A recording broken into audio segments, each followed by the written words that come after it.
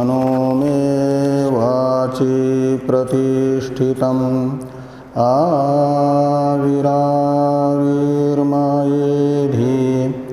वेदस्य मानिस्थ श्रुतं मे मा प्रहासि रनेनाधीतेनाहोरात्रां सन्दधामि ऋतं वदिष्यामि सत्यं वदिष्यामि तन्मामवतु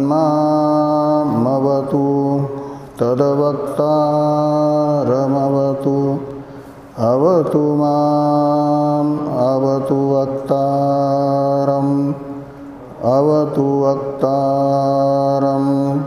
ॐ शान्ति शान्ति शान्तिः। शङ्करं शङ्कराचार्यं केशवं बादरायणं सूत्रभाष्य भगवन्तौ पुनः पुनः ईश्वरो गुरुरात्मेति मूर्तिभेदविभागिने व्योमवद्व्याप्तदेहाय दक्षिणामूर्तये नमः।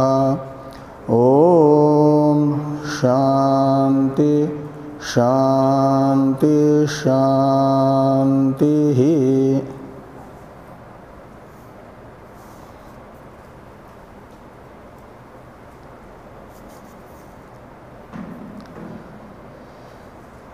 ऋग्वेदीय ऐत्रेय उपनिषद के प्रथम अध्याय के तृतीय खंड का विचार हम लोग कर रहे हैं।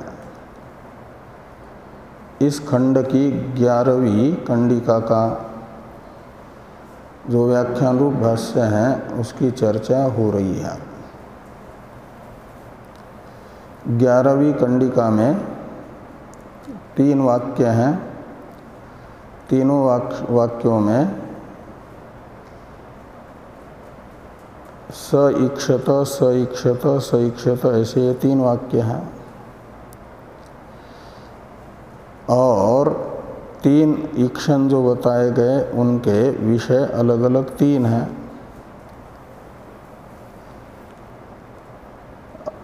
एक का विषय है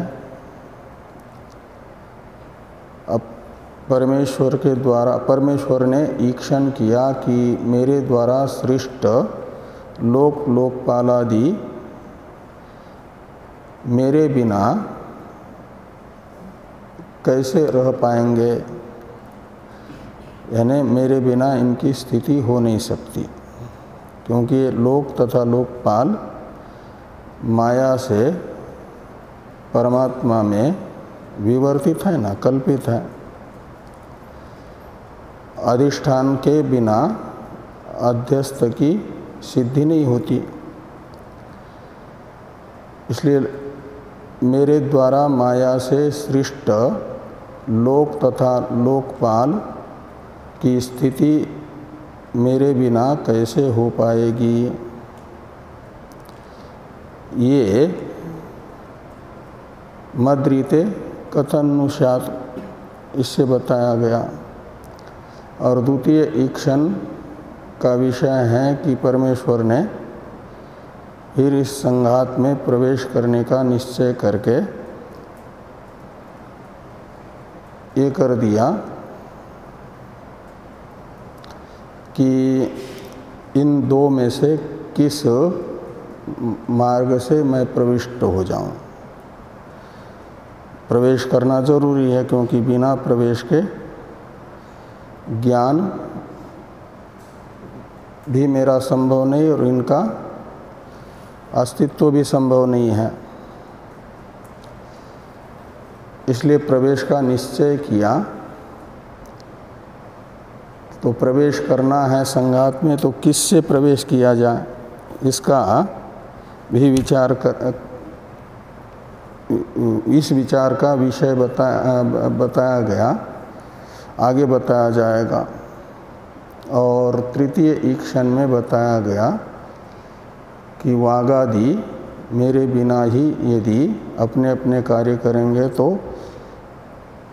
को अहम श्याम, तो मैं अधिक कौन हूँ और किस स्वरूप वाला हूँ, ये बोध कैसे हो पाएगा, और इनके प्रवृत्ति के फल का अधिकारी भी कैसे बन पाऊँगा। ये ईक्षण किया परमेश्वर ने। तो द्वितीय ईक्षण वाक्य का व्याख्यान भाष्यकार भगवान करेंगे बाद में। पहले तृतीय ईक्षण वाक्य का व्याख्यान कर रहे हैं। तो व्याख्यान में हम लोग विपर्येतु योयम वागादि अभिव्याहृतादि इदम इति वेद सन वेदन रूपश्च इति अधिगंतव्यो अहम श्याम, यहाँ तक की चर्चा कर चुके हैं। यदर्थम इदम संहतानाम वागादीनाम अभिव्याहृतादि, इसकी चर्चा होनी है। तो इस भाष्य वाक्य का अवतरण लिखते हैं टीकाकार। तस्य वेदन रूपत्वे प्रमाणम उक्त्वा अस्तित्वे प्रमाणम आह। तो तस्य यानी आत्मनः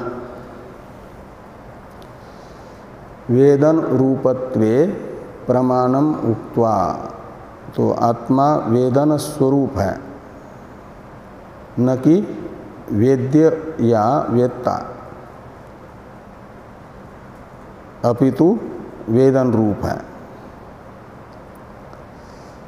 इसे प्रमाण से सिद्ध कर दिया। आत्मा के वेदन रूपता का निश्चायक प्रमाण बता दिया गया। इसलिए कहते हैं कि तस्य वेदन रूपत्वे प्रमाणम उक्त्वा।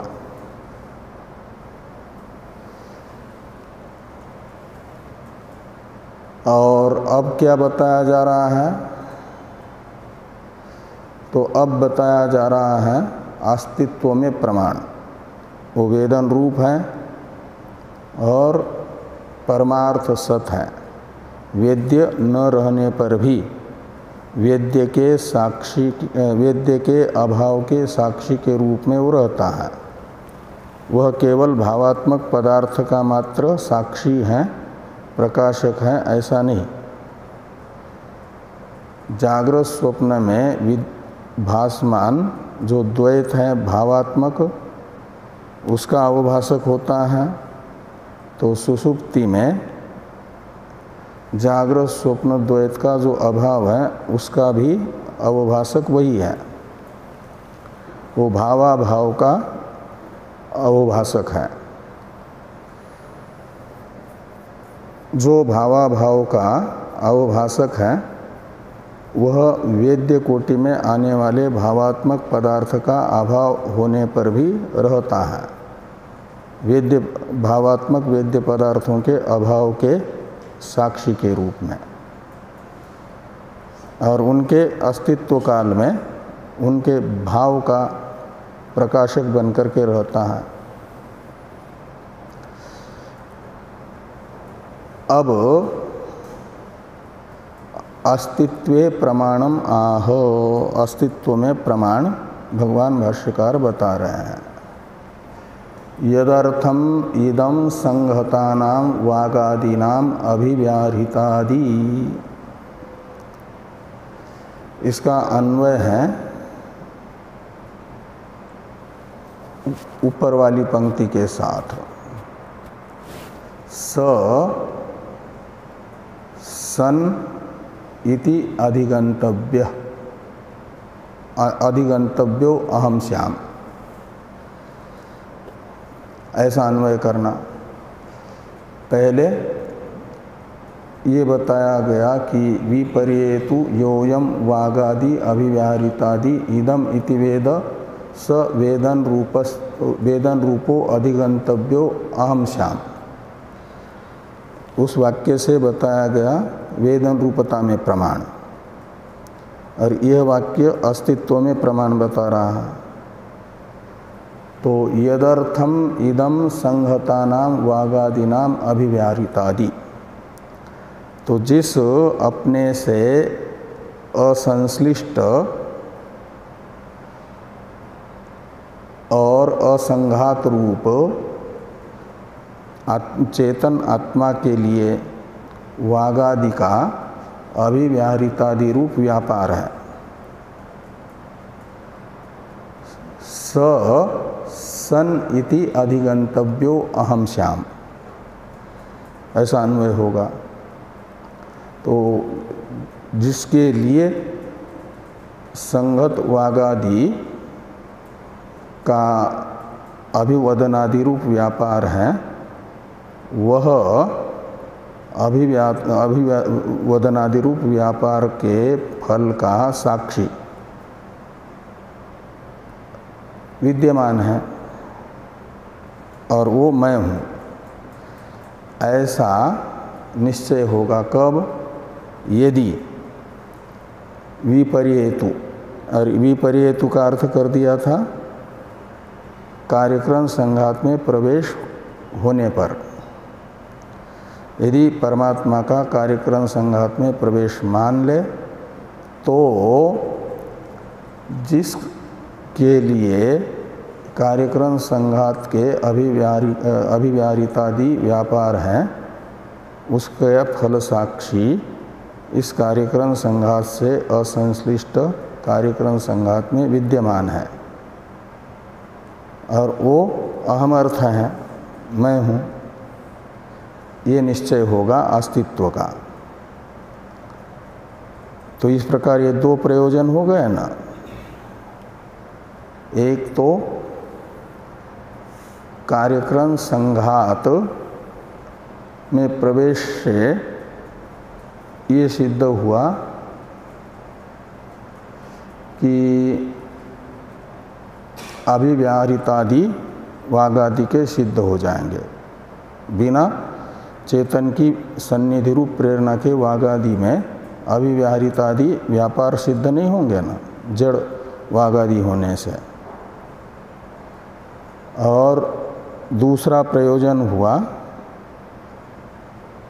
कि उस चेतन के प्रेरक जो आत्मा है, उस वह चेतन स्वरूप है, इसका निश्चय हुआ वागादि की प्रवृत्ति को देख करके, क्योंकि जड़ की प्रवृत्ति चेतन की सन्निधि के बिना संभव नहीं है, इसलिए वो चेतन है, ये निश्चित हुआ।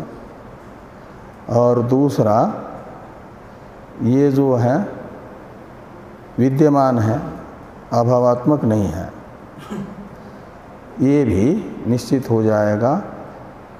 आत्मा का अस्तित्व बोध एवं स्वरूप बोध, ये एक प्रवेश का प्रयोजन है,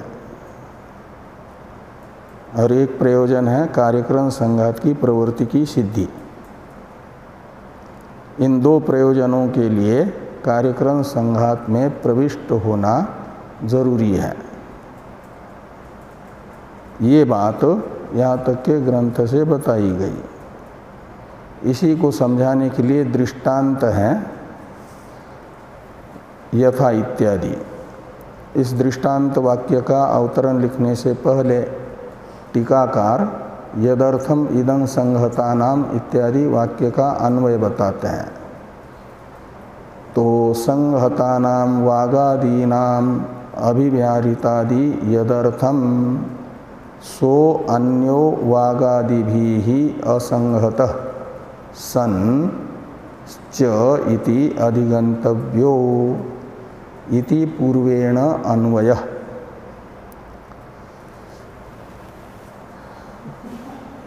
तो संगत वागादि के अभिव्याहृतादि रूप व्यापार यदर्थ यानी जिस चेतन आत्मा के लिए हैं वह वेदन रूप चेतन आत्मा स शब्द से लेना है, वह कार्यक्रम संघात से अलग है और विद्यमान है। ये नहीं कि कार्यक्रम संघात नष्ट हो जाए तो वो नष्ट ही होगा। संघात के नाश से वो नष्ट नहीं होता, क्योंकि संघात से अन्य है, असंगत रूप है।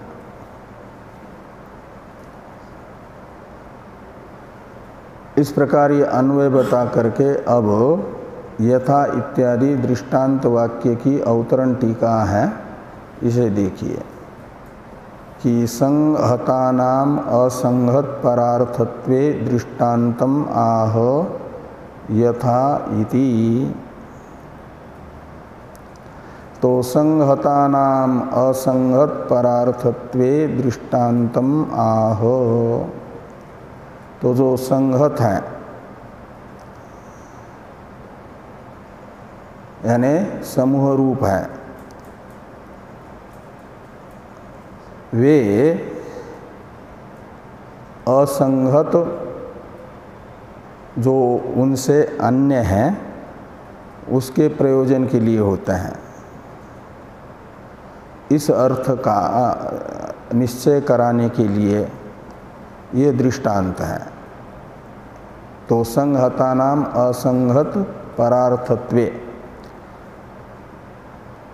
तो संगत वागादि असंग अपने से असंगत जो स्वयं से भिन्न वागादि से भिन्न आत्मा है, तदर्थ है, इसका निश्चय कराने के लिए ये दृष्टांत हुआ। यथा स्तंभ कुड्यादीनां प्रासादादि नांच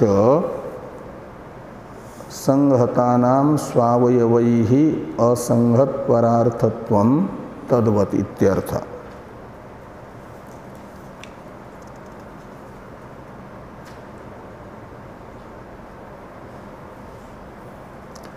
तो ये कहते हैं कि जैसे स्तंभ है, कुड्य है, स्तंभ यानी ये खंबा, और कुड्य यानी दीवाल, और आदि शब्द से और बीम आदि को ले लेना। और प्रासाद शब्द का अर्थ होता है छत, टेरेस। तो ये सब जो है संघात रूप है, सावयव है ना, संघात का मतलब होता है अवयवों का समूह रूप, अवयवी। तो ये सब के सब सावयव हैं। प्रासाद भी यानी छत भी सावयव है, और दीवाल भी सावयव है, और स्तंभ भी सावयव है, बीम भी सावयव है। इसलिए ये अपने लिए नहीं होते। स्तंभ हैं और दीवाल हैं अपने से असंगत, जो बीम और छत उनको स्थिर रखने के लिए, उनकी प्रतिष्ठा के लिए, उनका अस्तित्व बना रहे। यदि खंबे हटा दिए जाएं तो न तो खंबे पे डाला हुआ बीम रह पाएगा, न तो छत रह पाएगी। इसलिए ये माना गया कि स्तंभ और दीवाल ये प्रासाद के लिए हैं। और प्रासाद किसके लिए हैं? वो गृह स्वामी के लिए हैं। गृह स्वामी को धूप छाया वर्षा आदि से बचाने के लिए वो है स्तंभ आदि, क्या नाम, स्तंभ आदि नहीं, प्रासाद आदि। तो इस प्रकार प्रासाद आदि भी संघात रूप हैं, सावयव हैं।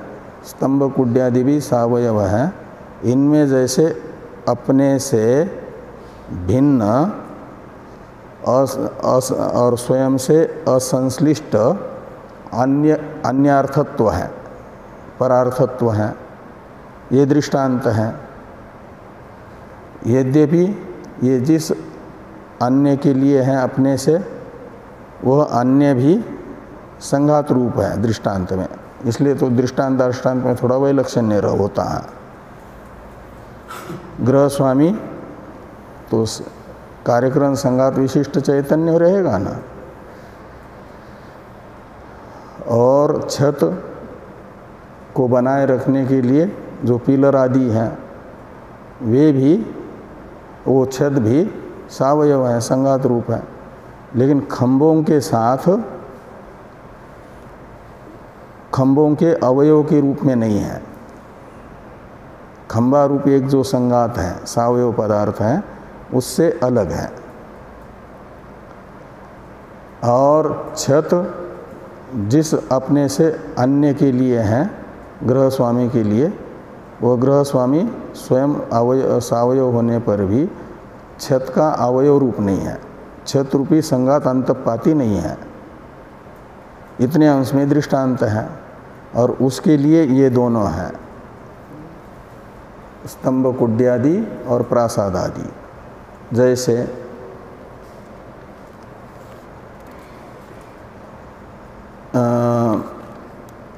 संहतानां स्वावयवैः असंहत परार्थत्वं तद्वत्, तो स्वावयवै असंहत, इसमें स्व शब्द से लेना स्तंभादि को, स्तंभादि और प्रासाद आदि, और उनके जो अवयव है उन अवयवों से असंहत यानी असंगत, असंबद्ध, जो पर यानी अन्य है स्तंभादि से ग्रह स्वामी, उसके लिए यानी उसके शेष है, उसके अंग है, उसके प्रयोजन के साधक है, ये दृष्टांत हुआ। ऐसे तद्वत, और तद्वत के बाद में टीकाकार कहते हैं स ईक्षत, इस वाक्य को, पद को जोड़ देना चाहिए। तो कहते हैं तद्वत इति अनंतरम श्रुतिगतम स ईक्षत इति पदम द्रष्टव्यम, ये पद स ईक्षत समझ लेना चाहिए। तो कहा फिर भाष्यकार भगवान ने क्यों नहीं वहाँ पर स ईक्षत इस श्रुतिगत पद का अन्वय किया? इसलिए कि भाष्ये तु स्पष्टतया त्यक्तम, ये स्पष्ट होने के कारण भाष्य में छोड़ दिया। लेकिन हम लोगों के लिए भाष्यकार भगवान की बुद्धि के जैसी हमारी बुद्धि नहीं है ना, उनकी बुद्धि में और हमारी बुद्धि में बहुत अंतर है।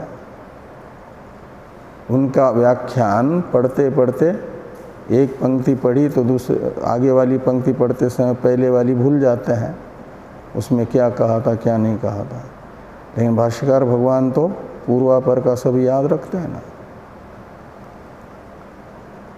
पंचपादिका नाम की टीका का नाम सुना है क्या? पंचपादिका एक टीका है, ब्रह्म सूत्र पर टीका थी, भाष्य पर। किसने लिखी है? हाँ, उन्होंने लिखा था लगभग पूरा ब्रह्म सूत्र 4 अध्याय के भाष्य पर, यह पहला अध्याय पूरा और 5 द्वितीय अध्याय का एक भाग, इसलिए पंचपादिका कहा जाता है। और भाष्यकार भगवान को सुनाया भी था। श्रृंगेरी में रहते हुए लिखा था, तो भाष्यकार भगवान का कथन था कुछ दिन रह कर के यहाँ इसको पूरा ही कर लो। लेकिन उन्होंने कहा नहीं, अभी हमको कहीं जाना है यात्रा में, तो निकल गए उनके भाष्यकार भगवान की आज्ञा को देख करके। कहा इस ग्रंथ को यहीं रखो, लेकिन वो ग्रंथ भी साथ में ले गए जितना लिखा था। वे दक्षिण भारत के थे, तो रास्ते में उनके मामा का घर पड़ा, तो वहाँ पर रुके। मामा मीमांसक थे, वो सब घटना सबको याद ही है। वो पढ़ा तो मीमांसा का खंडन देखा, तो उन्होंने आवश्यक अपने ग्रंथों को अलग निकाल करके फिर आग लगा दी लाइब्रेरी में। उसमें ये इनका ग्रंथ जल गया। वापस फिर जब आए तो पूछा तो कहा कि लाइब्रेरी में लग गई थी आग, उसमें जल गया ये ग्रंथ। पद्मपादाचार्य जी बहुत दुखी हो गए। फिर श्रृंगेरी में आए तो देखा चेहरा उदास उदास है। भाष्यकार भगवान ने पूछा क्या है, तो कहा वो मेरा इतना परिश्रम से लिखा हुआ ग्रंथ जल गया। कहा दोबारा लिखो। कहे दोबारा वैसा ही आएगा, ये कोई ज़रूरी थोड़ा ही है। कहा मुझे तो याद है जितना सुनाया था तुमने, मैं तो बिल्कुल जो तुमने सुनाया था वही, जैसे पेन ड्राइव में सुरक्षित रहता है ना, जो बोलेंगे वही सुनाई देगा बाद में कभी भी। ऐसे भाष्यकार भगवान ने वैसा ही वो बोल करके बता दिया ग्रंथ, और उतना ही उनके पास रहा, फिर उतनी टीका मिलती है। बाकी भाष्यकार भगवान सुन नहीं पाए थे। ये तो भाष्यकार भगवान की बुद्धि, एक बार सुना तो सारा जैसा का तैसा रिकॉर्डर के तरह बोल सकते थे, और खाली बोलना ही नहीं, अर्थ भी उसका। इसलिए भाष्यकार भगवान के लिए तो स्पष्ट है क्या, तद्वत इति, इसके पास में मूल श्रुतिस्थ स इक्षत इन पदों का अन्वय। कोई व्यक्ति बोलता है या लिखता है तो अपने स्तर के अनुसार बोलता है ना, और सामने वाले की अर्हता को देख करके थोड़ा नीचे भी आएगा तब भी एक सीमा तक ही न नीचे आ पाएगा, उससे नीचे तो उतरना कठिन हो जाता है। तो भाष्यकार भगवान जहाँ ज़रूरी वहाँ बताते भी हैं, लेकिन इतना सरल भी नहीं समझ पाएंगे ऐसा ध्यान भाष्यकार भगवान ने कल्पना भी नहीं की होगी। इसलिए यहाँ पर स इक्षत भाष्य में भाष्यकार भगवान ने नहीं लिखा है, क्योंकि कहते हैं भाष्ये तु स्पष्टतया त्यक्तम, यानी वहाँ पर लिखा नहीं है। त्यक्तम का इतना ही अर्थ निकलेगा, और उसमें हेतु बताया स्पष्टतया तृतीयांत पद से।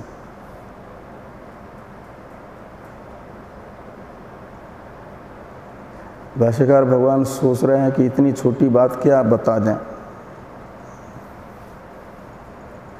लेकिन टीकाकार जानते हैं सामने वालों की स्थितियों को, तो वो छोटी छोटी बातें भी बता देते हैं। आगे हैं एवं ईक्षित्वा अतः इत्यादि वाक्य। एवं ईक्षित्वा का अवतरण है टीका में, प्रयोजनद्वय वशात प्रवेशस्य कर्तव्यत्वे सिद्धे प्रवेश द्वार विचारस्य अवसर इति इदानीं स इक्षत कतरेण इति वाक्यं व्याचष्टे एवं इक्षित्वा इति। तो ये कहते हैं प्रयोजन द्वयवशात प्रवेशस्य कर्तव्यत्वे सिद्धे। हाँ, क्या वाक्य है?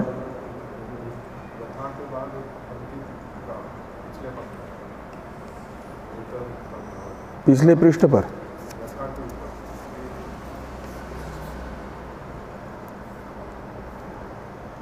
अच्छा, यथा इति के बाद में एक पंक्ति छूट गई है, एतद उक्तम भवति, यानी यथा इत्यादि दृष्टांत वाक्य तक के द्वारा ये बात कही जा रही है, ये अर्थ बताया गया, यानी एक अनुमान बताया गया। अनुमान क्या है? तो वागादि अभिव्याहृतादि स्वसंहत परार्थम भवितुम अर्हति, संहतत्वात् कुड्यादि वत प्रासादादि वच्च इति, ये अनुमान सूचित हुआ भाष्य से।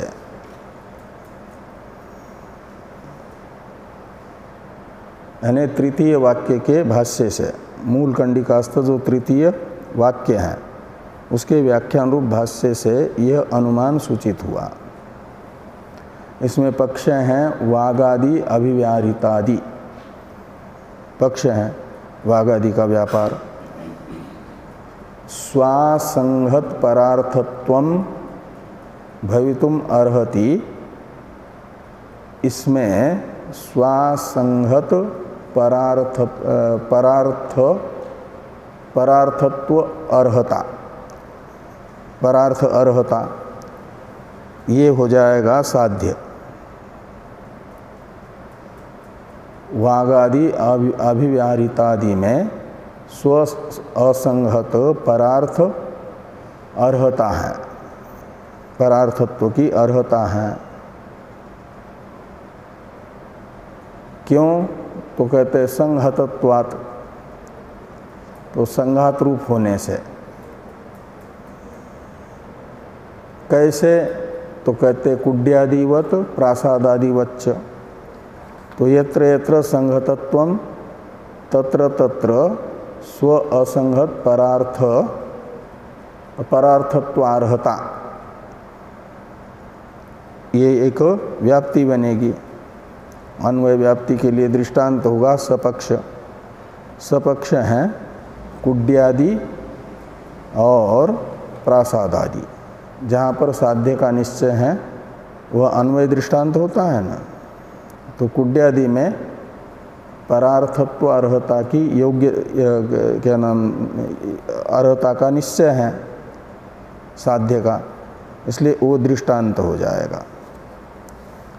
और पक्ष में साध्य का संदेह होता है।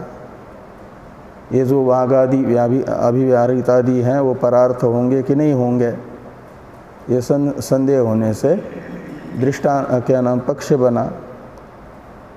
और इस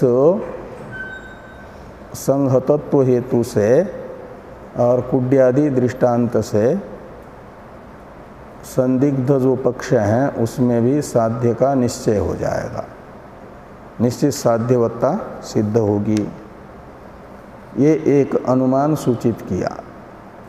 आगे कहते हैं, वो तो आगे का भाष्य पढ़ ही लिया, ये देखिए एवं इक्षित्वा का अवतरण।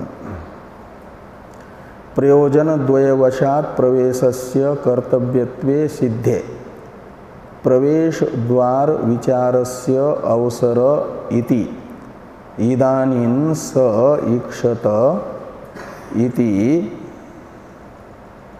कतरेण इति, यानी स इक्षत कतरेण इति वाक्यम व्याचष्टे एवं इक्षित्वा इति।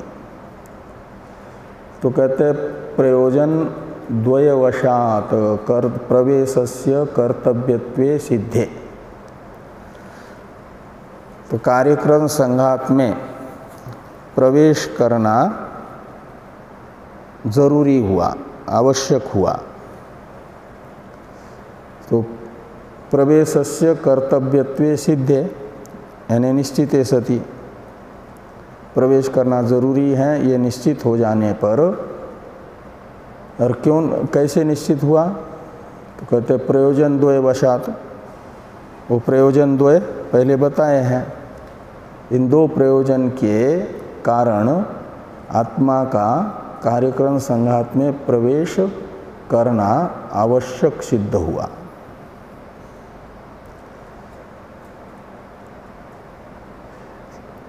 तो प्रवेश द्वार विचारस्य अवसरः, अब आत्मा का इस कार्यक्रम संघात में प्रवेश के लिए जो द्वार है उस द्वार विषयक विचार को अवसर प्राप्त हुआ।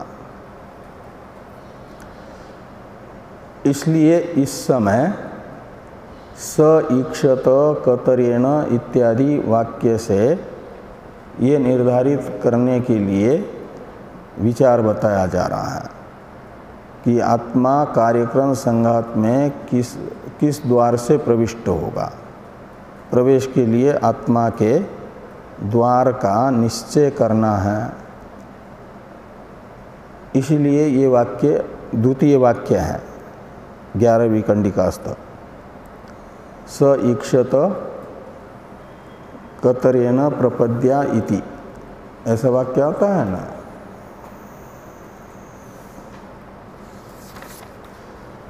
स ईक्षत कतरेण प्रपद्या इति, इस वाक्य की व्याख्या अब कर रहे हैं। एवं ईक्षित्वा, तो इस प्रकार ईक्षण करके अब आगे कहते हैं अतः कतरेण प्रपद्या इति। इसमें अतः जो शब्द है इसका अर्थ है इसी कारण से। तो इसी कारण से यानी किस कारण से? तो अतः शब्द का अर्थभूत जो कारण है उसे टीकाकार बताते हैं कि अतः शब्द की व्याख्या है टीका में, यतः प्रवेशस्य वागादि व्यवहार सिद्धिर मत्स्वरूप बोधस्य इति प्रयोजन द्वय सिद्ध्यर्थम कर्तव्यत्वम अतः इत्यर्थ। कहते जिस कारण से प्रवेश के ये दो फल हैं, यतः प्रवेशस्य कर्तव्यत्वम के साथ अन्वय करिए, यतः प्रवेशस्य कर्तव्यत्वम, जिस कारण से प्रवेश का कर्तव्यत्व निश्चित है। किस कारण? कहते प्रयोजन द्वय के लिए। वो प्रयोजन द्वय कौन है?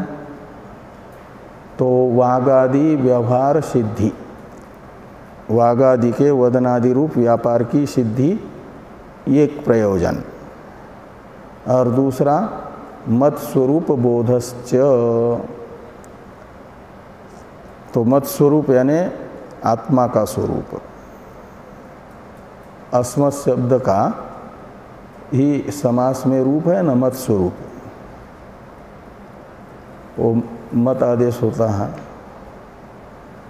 तो बन जाता है मत स्वरूप।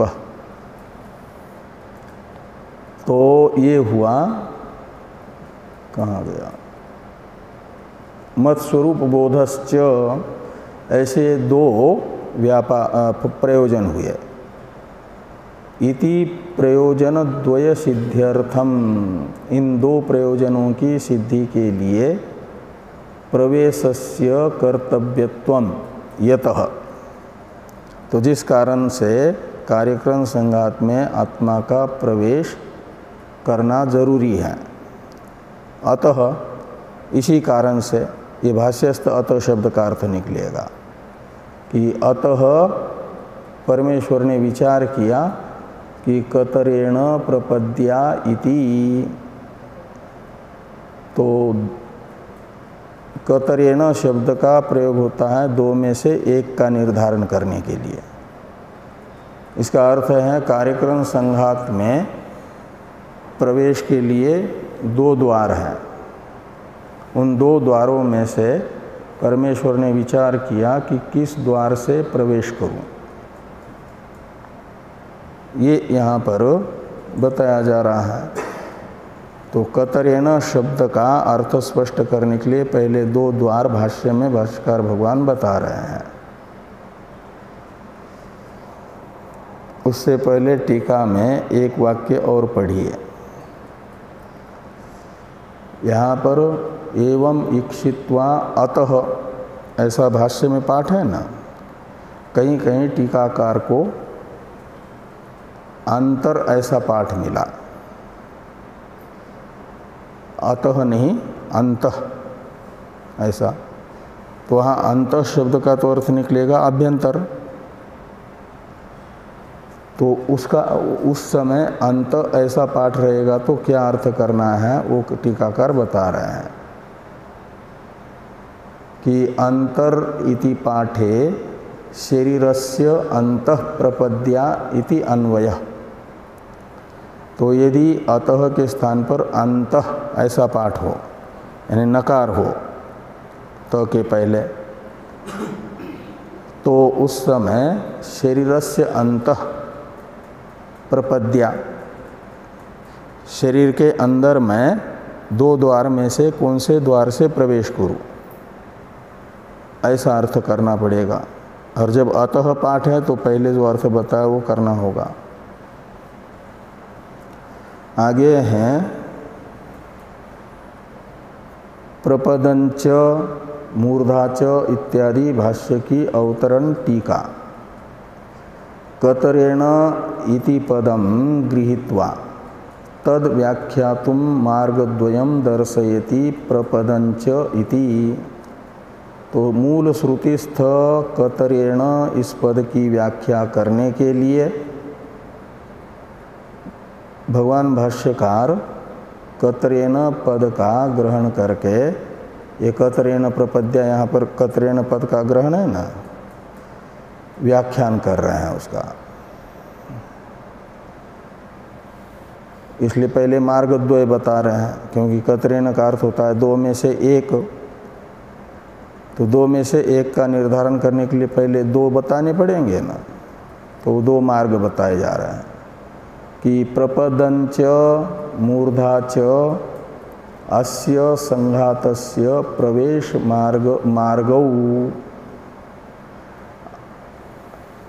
तो ये प्रपद नामक तथा मूर्धा नामक दो मार्ग हैं इस संघात में प्रवेश के। तो संघात अस्य संघातस्य प्रवेश मार्गौ, इस संघात में प्रवेश करने के लिए दो मार्ग हैं, उन मार्गों का नाम भी है। इसलिए मार्गों का नाम देने की पद्धति वैदिक कालीन है। तो सड़कों का नाम देते हैं लोग, तो यहाँ पर भी नाम दिया है मार्ग का। शरीर के अंदर प्रवेश, कार्यक्रम संघात के अंदर आत्मा को प्रवेश करना है तो मार्ग का नाम है। इस नाम वाले दो मार्ग हैं, इसका ये एक नाम है और दूसरे का ये नाम है। एक का नाम है प्रपद, दूसरे का नाम है मूर्धा। ये दो नाम वाले मार्ग हैं। उन दो मार्गों में से कौन से मार्ग से कार्यक्रम संघात के अंदर मैं प्रवेश करूं? मेरे प्रवेश करने से पहले तो मेरे प्रतिनिधि के रूप में मैंने एक को भेजा ही है, प्राण को। वो जो प्राण है वह जिस मार्ग से गया है प्रतिनिधि, उसी मार्ग से यदि स्वामी भी चला जाए तो प्रतिनिधि में और स्वामी में एक जैसा ही फिर आएगा ना, क्या विशेष सिद्ध होगा? तो प्रपद नामक द्वार से प्राण ने प्रवेश किया है। प्रपद ये द्वार कहाँ पर है? पादाग्र, हाँ, पैर के अंगूठे का अग्रभाग, उसे कहा जाता है प्रपद। वो है परमेश्वर का जो इस कार्यक्रम संघात में प्रतिनिधि है प्राण, उसके लिए शरीर कार्यक्रम संघात में प्रवेश का मार्ग प्रपद नामक है। और मूर्धा नामक मार्ग है, वो है इसका परमेश्वर के लिए।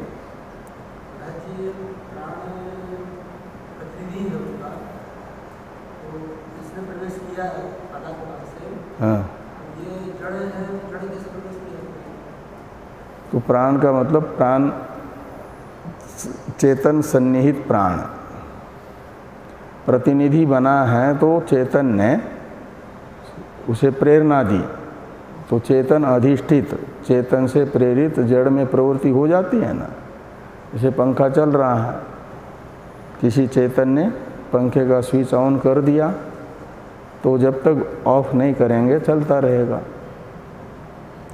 ऐसे चेतन आत्मा का प्रतिनिधि है, तो चेतन आत्मा ने अपनी सन्निधि मात्र से कार्यक्रम संघात में प्रवेश करने के लिए प्राण को प्रेरित किया और उसकी प्रेरणा से वो प्रतिनिधि बन करके प्रपद द्वारा प्रविष्ट हुआ। तो ये कहा कि प्रपदंच मूर्धाच अस्य संघातस्य प्रवेश मार्गौ और अनयोः कतरेण मार्गेण इदम कार्यक्रम संघात लक्षणम पुरम प्रपद्येयी, यानी प्रपद्येयम इति। तो इन दो मार्गों में से किस एक मार्ग से मैं इस कार्यक्रम संघात रूप पूर्व में प्रविष्ट हो जाऊं, इति यानी इस प्रकार का ईक्षण विचार परमात्मा ने किया। और प्रवेश करना जरूरी भी है, क्योंकि वो दो फल प्रवेश के बिना सिद्ध नहीं हो सकते, संघात की प्रवृत्ति और आपका ये बोध और अस्तित्व का बोध, स्वरूप का बोध।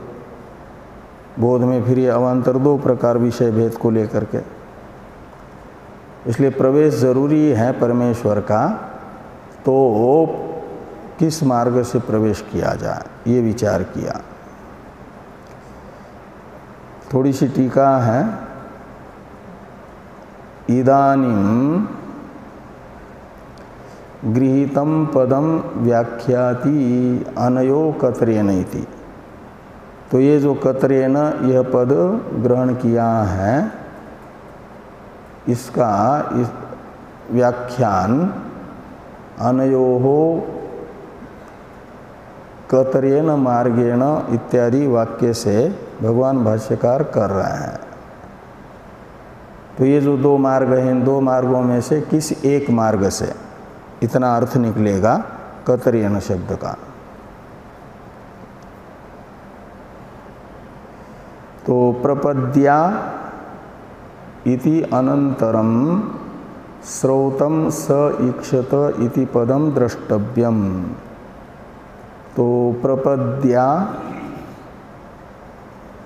यानी प्रपद्ये, ये लिखा है ना, प्रपद्ये इति ईक्षत, ऐसा अन्वय करना। जैसे शुरू में वहाँ तद्वत के पास बताया था, ऐसे यहाँ पर भी श्रुतिस्थ स ईक्षत इन पदों को जोड़ देना। इस प्रकार ये जो 11वीं कंडिका है तृतीय खंड की, इसके व्याख्यान रूप भाष्य की टीका सहित चर्चा का विचार संपन्न हो जाता है। 12वीं कंडिका का विचार हम लोग कल करते हैं। ओम वाङ्मे मनसि प्रतिष्ठिता मनो मे वाचि प्रतिष्ठितम् आविराविर्मयेधि वेदस्य म आनिस्थ श्रुतं मे मा प्रहासि रनेनाधीतेनाहोरात्रान् सन्ददामि ऋतं वदिष्यामि सत्यं वदिष्यामि तन्मामवतु तद्वक्तारमवतु अवतु माम् अवतु वक्तारम् अवतु वक्तारम्। ओम शांति शांति शांति। शंकरं शंकरा